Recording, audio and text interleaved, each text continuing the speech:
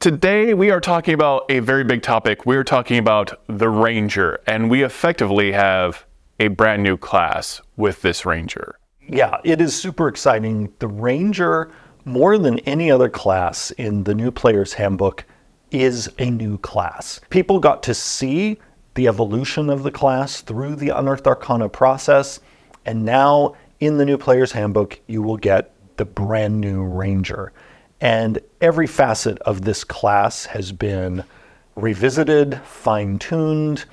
The class has always been widely played, but in our satisfaction surveys over the years, the class has also been one of our lowest rated classes. And so the Ranger, along with the Monk, received major overhauls in the new player's handbook, with, again, the Ranger receiving such a major overhaul that, again, it's a brand new class. Yeah. Shall we dive in? Yes, please. Right away at first level, if you've played a Ranger over the past 10 years in 5th edition, you're going to see just how new it is, because everything at first level is new. So first off, you get your spellcasting now right away at first level. This is something we did in the Paladin as well in the new player's handbook. Spellcasting is a fundamental part of each of these classes' identities, and we no longer wanted these two classes to wait to get such a vital resource, partly because we also want people who are new to playing these classes to immediately get accustomed to integrating in the spell use that is a part of the hybrid nature of the Ranger and the Paladin. Right. These are the quintessential hybrid characters in D&D, going all the way back to 1st edition, that fuse weapon use with magic use. So spellcasting, it's at first level now for Rangers. Piggybacking on that, we also now have a brand new version of the Favored Enemy feature. And this feature now gives you the Hunter's Mark spell prepared all the time, and also gives you free castings of it a certain number of times per day. This is great because it means those castings will no longer compete with your spell casting as a Ranger if you want to do other things with your spells. Hunter's Mark is the way that you mark an enemy as your favored foe. It's going to make it so that you deal more damage to them. And if you're in a pursuit situation in your adventure, it means you're going to have an easier time of tracking them. Now, we'll come back to this spell as we journey upward through the levels in this class, because we're going to see that the new Ranger then has that spell improved at later levels. But we're going to stay here at first level for now, okay, because also at first level, Rangers get weapon mastery. Yeah. Having spell casting with sort of favored enemy as the piggybacking on spell casting, that's the magic side of the Ranger. Well, we also now have weapon mastery. And this means that Rangers, like all of our classes that are getting weapon mastery, will get to enjoy the brand new tactical options that the weapon mastery system provides. And because Rangers have a very broad weapon selection, that means I think we're going to see many different flavored Rangers just in terms of their weapon use. At level 2, Rangers get Fighting Style, which was a feature that the 2014 Ranger had, and then also a new feature called Deft Explorer. And there was a version of Deft Explorer as an option in Tasha's Cauldron of Everything. The version that's now here in the new player's handbook gives you expertise in a skill of your choice that you have proficiency in, and also lets you pick 2 more languages that you know. This feature is all about the skillfulness that Rangers traditionally have, particularly because of how much they roam. I mean, it's in the name. It's often easy to forget that what Ranger is referring to is it is a person who ranges far and wide. And so seeing the world, particularly the natural world, but also the people who live in that world, is a really fundamental part of the Ranger's identity. The other feature I mentioned at this level, Fighting Style, has been upgraded since its 2014 version because Rangers are no longer limited to a sort of subsection of the fighting style options in the game. They, like Paladins and Fighters, can choose from the whole list of fighting style options that are now in the feat chapter of this book, and the number of options there is greater than the number of options in the 2014 Player's Handbook. Now, we also provided yet an additional choice in this fighting style feature. If you as a Ranger player would rather your Ranger lean more on the magic side of your class identity, you have the option of foregoing one of the fighting style feats, instead taking this option called Druidic Warrior, which is then going to give you some Druid cantrips to add to your kit. And we wanted to make it easier for Ranger players, as we've done in several of the other classes in the new Player's Handbook, to nudge the class in the direction they want to go with it when it comes to, especially in hybrid classes, how much do I want to lean in the weapon side of my identity, and how much do I want to lean on the spellcasting side. At third level, like all the other classes, you get your subclass. We'll come back to those after we've traveled through the whole class. The Ranger still has extra attack. At level 6, the Ranger gets a feature now called Roving, because again, they travel far and wide. And because of this feature, Rangers will now have a boost to their speed, a 10-foot boost to be precise, while they aren't wearing heavy armor. And on top of that, all Rangers now at this level also gain a climb speed and a swim speed, because Rangers are meant to be the people who are best equipped to explore pretty much any kind of environment. And we support that fantasy both with the class features that are present, but also through the spells. There'll be many familiar spells from the 2014 spell list, but people will also see there are some additions to that list, so it's a bit more robust. And now, whenever a Ranger finishes a long rest, they can change one of the spells that they have prepared.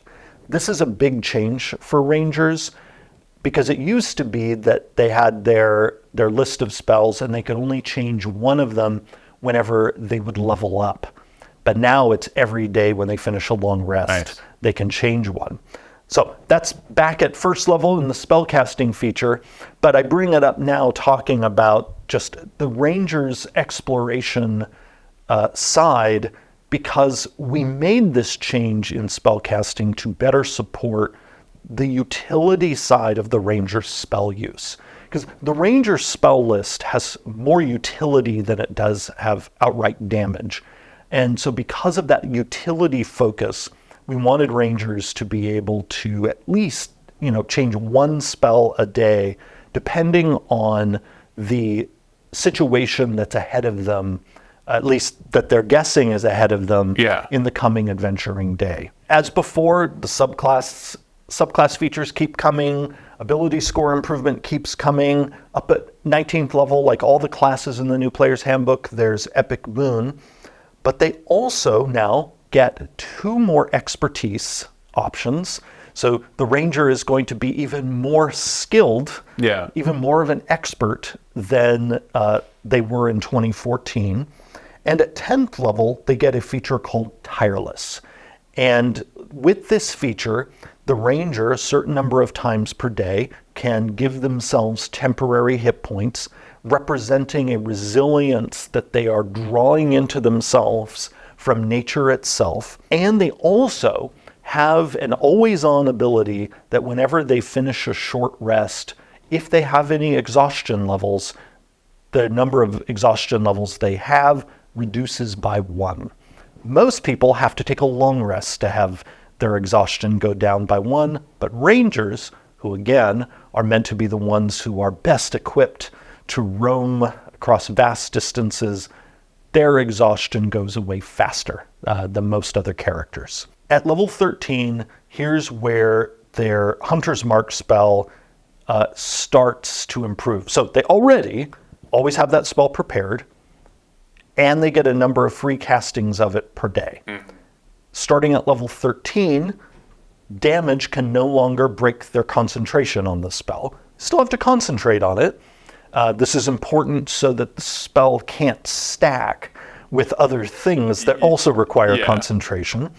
Then at level 14, you get Nature's Veil, where as a bonus action, you can, again, drawing on the primal magic that you draw on as a ranger, just poof, become invisible. It's sort of a supernatural camouflage. The 2014 ranger had the ability at higher level to easily camouflage themselves, but it required them to loop through hiding, through specifically the hide action. Now, it's far more supernatural where just they're gone. And they are invisible. So it's going to be easier to use and be more effective as the ranger creeps around, perhaps stalking one of their foes. We also have at level 17, another upgrade to Hunter's Mark, where now the ranger always has advantage on attack rolls against whoever is currently marked by their Hunter's Mark. Nice. Level 18, they get blind sight out to 30 feet as they become almost like a creature of the wilds, being able to, even if they're blinded, see or effectively see around them. And then at 20th level, the damage of their Hunter's Mark increases. So it is now a D10 rather than a D6. All of this together, when you combine the new features, the enhanced spell list, the ability to use more of your spells as a ranger, means you will be the paramount explorer and sort of survivalist in the wilds, supporting your party with your various abilities, but also being a badass on your own. Perfect. That's amazing. Those are huge changes. Again, it's a new class. Yeah. It is top to bottom rebuilt, and so much of that done in conversation with the community through Unearthed Arcana. And heavily focus on that fantasy that you have. If you are wanting to play a ranger, you're dealing that damage. You are wandering. You are the best at so many things that you should be the best at. And you also can have expertise in the things that you should. And many of these benefits also are very concrete. One of our misses in the 2014 Ranger is we had some really nice, flavorful abilities having to do with different environments or different types of creatures that didn't really deliver a reliable, concrete game experience. And everything that we've done here has been about delivering the fantasy of the Ranger and doing it in a very direct, fun way so that you get your feature and you get to be rangery. Yeah. Then we took that philosophy and carried it into the subclasses. We have the Hunter and the Beastmaster both returning from the 2014 Player's Handbook, but both of them redesigned. Yeah. And then they are joined by the Gloom Stalker and the Fey Wanderer. How about we talk about the Beastmaster first? Yeah, let's talk about the Beastmaster, because not only has this class been rebuilt, this is effectively a new subclass as well. Yeah, so the Beastmaster subclass, it shares the name with the 2014 version and the theme of the ranger who has this supernatural bond with a beast, but otherwise beyond the name and the theme, it's completely new. It is a brand new subclass. And people got to see an earlier version of this new subclass in Tasha's Cauldron of Everything, specifically in the new creature options, because in Tasha's Cauldron of Everything, we introduced this idea of these sort of primal beasts that the ranger can bond with, the beast of the land, the beast of the sky, and the beast of the sea. But now you get to see that piece that originally appeared in Tasha's, now integrated in with the whole subclass and the whole subclass redone around that. And so now you have a subclass where you and your primal beast are this united unit. Yeah. You have this mystical connection with each other. You're now, as a ranger, going to be able to command your beasts as a bonus action instead of an action, which means that you will feel much more than you did in the 2014 version, like you and your beast companion are working in tandem with each other. We've made it so that also this beast that you choose, because rather than it being a stat block you go fish out of the monster manual, is one of these 3 stat blocks specifically designed for this subclass. We could make each of these stat blocks sort of level up with you, and each one have its own shtick, whether it's, again, land-related, sky-related, or sea-related. And as you said, these level up. They gain power over time. Yes, because they are a fundamental part of your power as a Beastmaster Ranger. And so we wanted to ensure from the inside, by designing these creatures specifically for this subclass, ensure that they are delivering the effectiveness they need to be delivering for you over the course of your career as a Beastmaster. All of it together means I think this is going to be a thrilling subclass, not only for people who have already played a Beastmaster, but also people who've not yet tried it out and had the fun of almost having 2 characters, because the Beastmaster is one of the few subclasses in the game where it's really about not only playing your ranger, it's also about playing your ranger's beast friend. And that friend can almost take on a role of being like a member of the party. The Beast Companion just keeps getting better with you.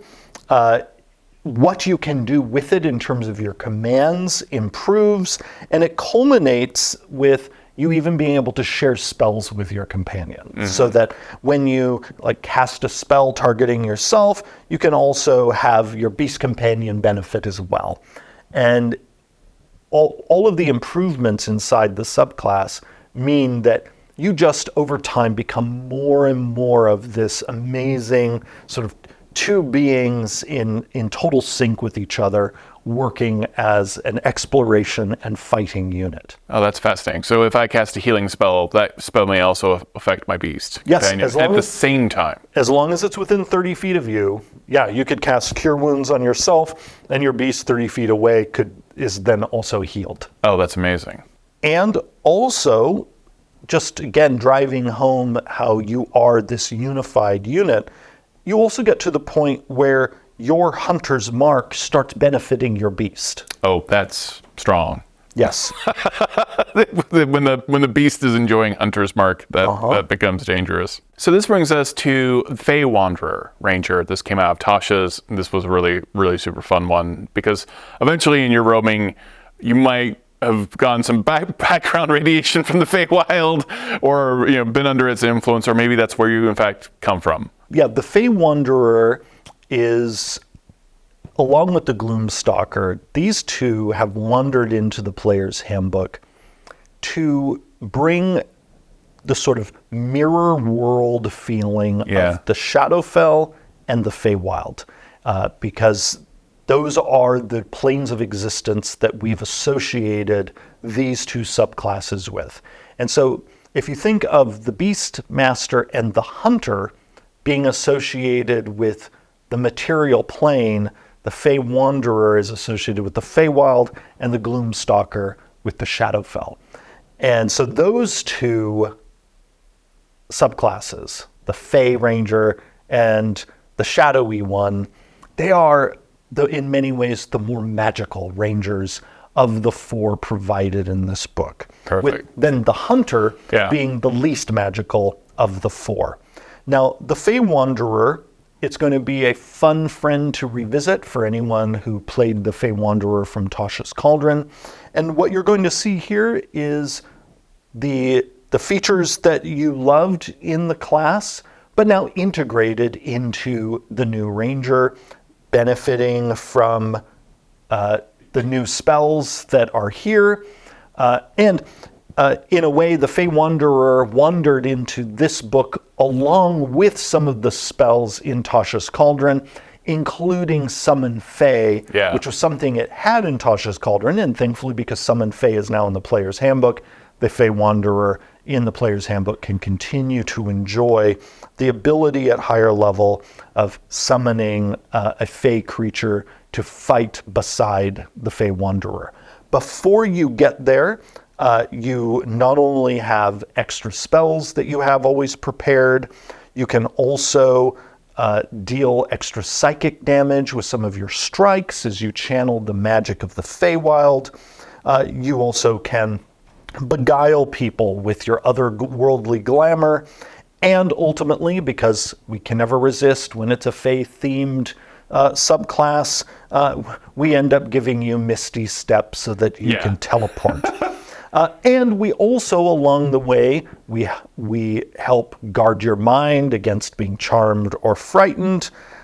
So the whole package means if you choose this subclass, will be drenched through and through with Fey magic and be a wonderful companion to, and here I'll do it, I'll refer to the Warlock, a wonderful companion to a Warlock who has the Archfey patron. Yeah. And the two of you can teleport around to your heart's content. Perfection. Yes. Yeah, that would be Fey chef's kiss. Yeah.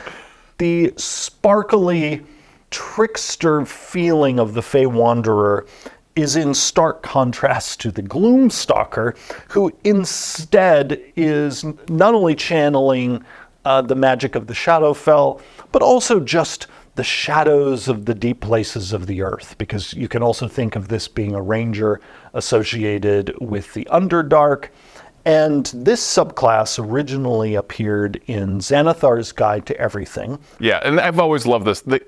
Just the core concept of, if you rely on your dark vision, you're invisible to them. Yes. Terrifying. You're the thing that the knight is afraid of. It's such a wonderful theme for a subclass. It's just chilling. Well, and we've made it so that as you are hunting those creatures of the darkness, you're going to be even better at it. Yeah. One of the things we did right away in the subclass in your level 3 Dread Ambusher feature is we made it so that your extra damage is no longer locked to the first round of combat. Yeah. We wanted you to be able to enjoy being a Gloom Stalker throughout a battle, if you so choose, and not essentially, well, I was a Gloom Stalker on round 1, and then for the rest of the time I was a generic ranger. But now we've made it so that you will be able to use your Dreadful Strike, also psychic damage, because I introduced the Gloom Stalker as, in a way, the foil to the Fey Wanderer. Yeah. And just as the Feywild and the Shadowfell are almost sort of opposites of each other, but they often both have to do with the mind and the emotions. Yeah. It's interesting that both of these subclasses, their extra damage is psychic damage. And the Gloom Stalker does a significant amount of psychic damage every turn. But a limited number of times per day. Yes. It's not endless. But it's bursty. It's a good amount of damage. It's healthy. They like their Fey sibling also have a list of spells that they always have prepared. They have their umbral sight, which gives them dark vision or improves their dark vision if they already have it. As you mentioned, other creatures that rely on dark vision to see in the dark can't see the Gloom Stalker in the dark. Yeah. Again, terrifying. They're great at initiative. Yes, they are. They are like their friends, the assassin and the barbarian are going to be more likely to go earlier in the battle than others. The whole concept of this is the ambusher, this is the hunter and the knight, this is in the spell list reflects all that as well. I mean, it's unusual to see, like the ranger with disguised self, for example. You are very much one with the shadows and illusion. They also, like their sibling, the Fey Wanderer, they end up having various mental defenses, and then also they're going to start being even more terrifying at level 11 with their Stalker's Flurry. because their psychic damage goes up. And so that, Even more. Yeah, so that bursty damage bursts even more. And also they can start exuding mass fear All around them. all around them.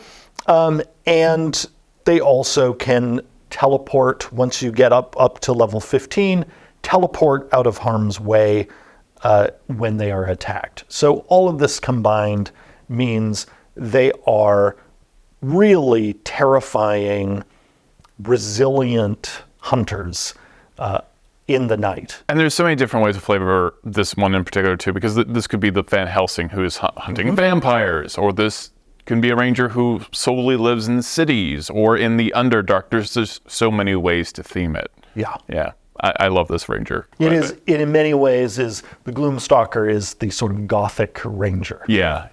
Perfect. I like gothy things. You? No. Okay, now that brings us to the Hunter Ranger. This is the low magic ranger.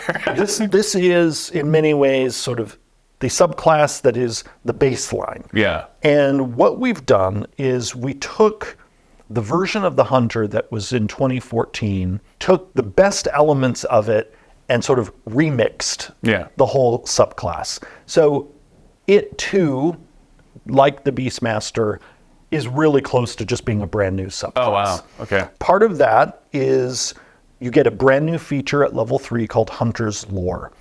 And this allows you that while a creature is marked by your Hunter's Mark, to know whether that creature has any immunities, resistances, or vulnerabilities.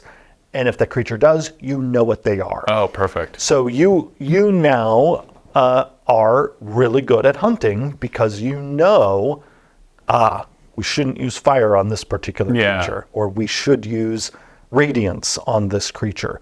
So this right away was a fun feature for us to create to help the hunter just be a better hunter.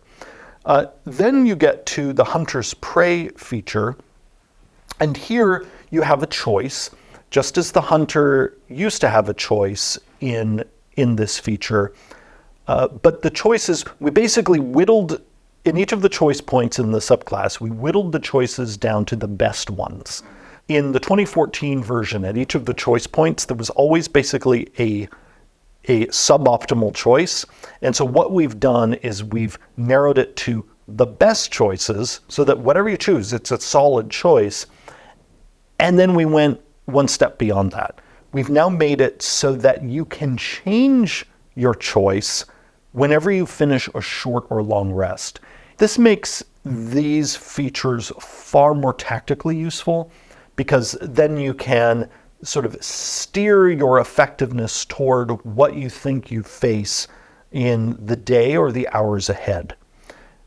We do this shtick again at level 7 in defensive tactics. You have a choice, and then you can revisit your choice whenever you finish a short or long rest. And you'll see familiar friends here in the features and Escape the Horde and multi-attack defense. At level 11, the hunter now also lets you, when you have Hunter's Mark on a creature, and you deal damage to them, you can also deal that spell's extra damage to a different creature within 30 feet of the first creature. Yeah, that's amazing. It's essentially your Hunter's Mark starts splashing damage on other people.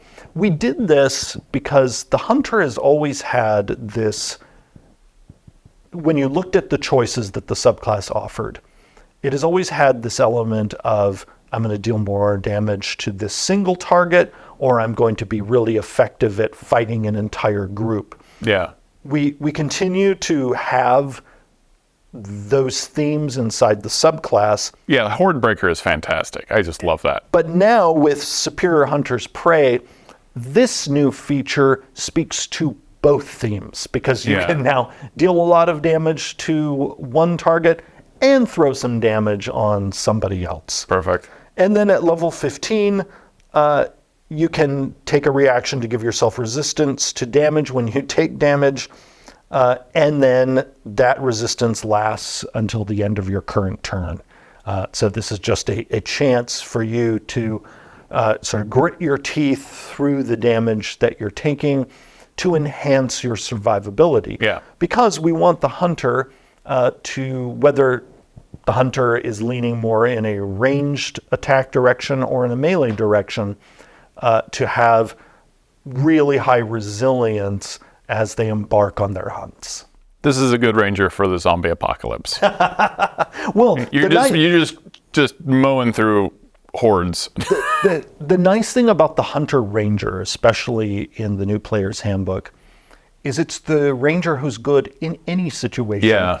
Precisely because you can change your kit. Yeah. And so this is the, to use an old TV reference, this is sort of the MacGyver ranger. Yeah. Who, it's like, they've got the tool for the job. Just give them a minute or an hour in the case of the short rest. Thank you for these massive changes to the ranger. People are really going to appreciate all the newness in here and like that wish fulfillment that people have wanted with the ranger. I can't wait for people to play it. The new player's handbook is available for pre-order right now on D&D Beyond. You can find that link in the video description, and you can also find the new Core Rulebooks bundle for pre-order, both physical and digital. And when you pre-order the 2024 Core Rulebooks digital and physical bundle, you also receive an exclusive Gold Dragon digital mini, the Dragons of D&D digital art book, 15 digital dice sets, 34 frames, and 15 backdrops. Thank you so much for watching. We have a ton of video content coming out about the new player's handbook and all the new Core Rulebooks, the new monster manual, the new Dungeon Master's Guide. So be sure to check out all of that content. And thank you for watching.